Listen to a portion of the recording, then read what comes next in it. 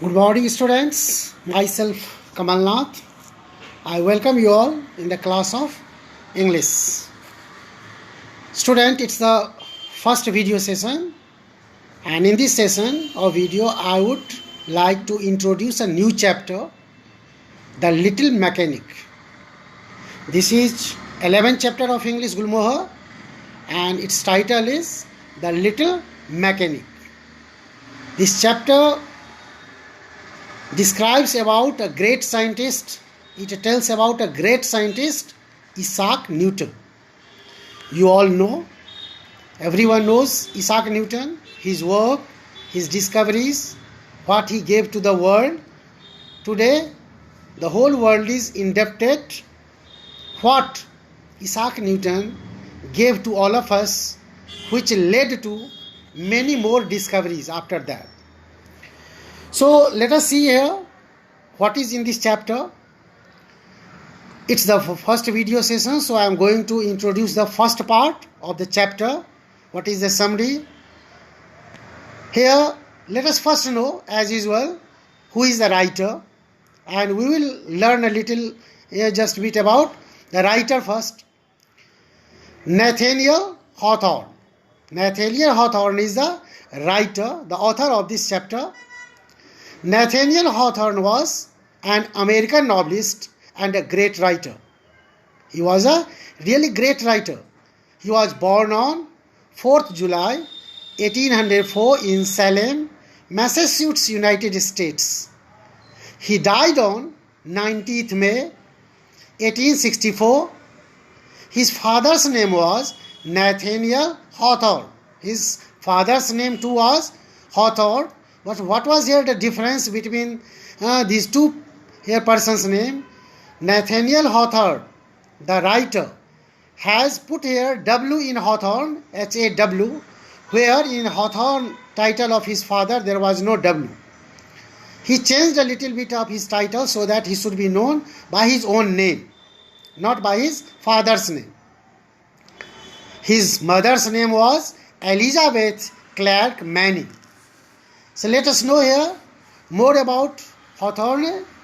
Nathaniel Hawthorne wrote several novels, so many novels, popular novels, like The Scarlet Letter, which was published in 1850, The House of the Seven Gables, which was published in 1851, The Blithedale Romance, that was in 1852, etc. So many such novels.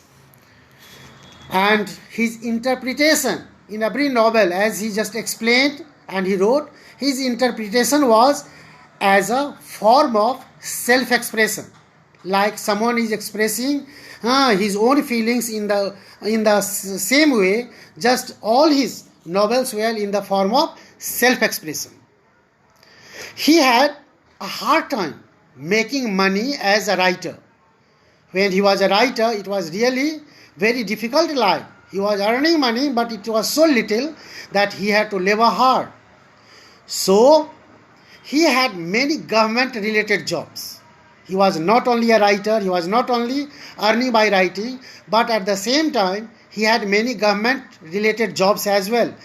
At the same time, he became famous for writing The Scarlet Letter. This novel became really very, very famous, internationally just famous, which was set in Puritan times and dealt with the consequences of characters who violated the community's imposed morality. What was the subject of that novel is here, that these were the characters here, consequences of characters who violated the community's imposed morality. He had a dark view of human nature.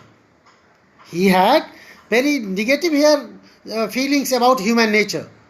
People are inherently self-seeking.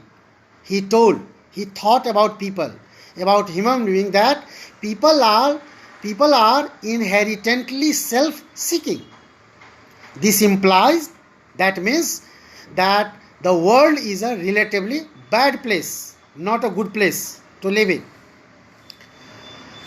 Here, let us know now and know about the little mechanic, about whom the chapter is written, about Isaac Newton.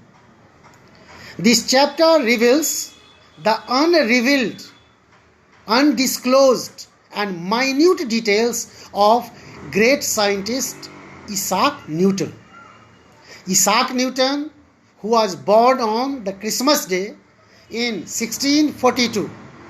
Isaac Newton was born on 25th December, that was Christmas Day, in 1642 in England, and enlightened the world and all humankind, exploring in the secret world of universe. The world is greatly obliged for his contribution of immense knowledge of the events of universe, which the scientists didn't know.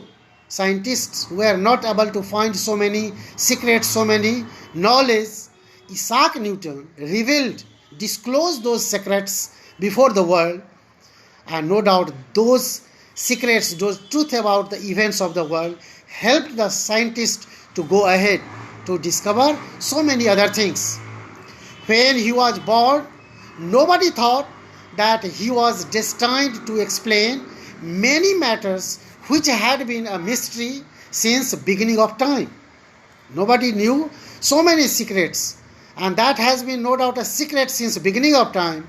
Isaac Newton was able to explore into that fact, and these all secrets were destined to be explored, to be revealed by him, and he did so.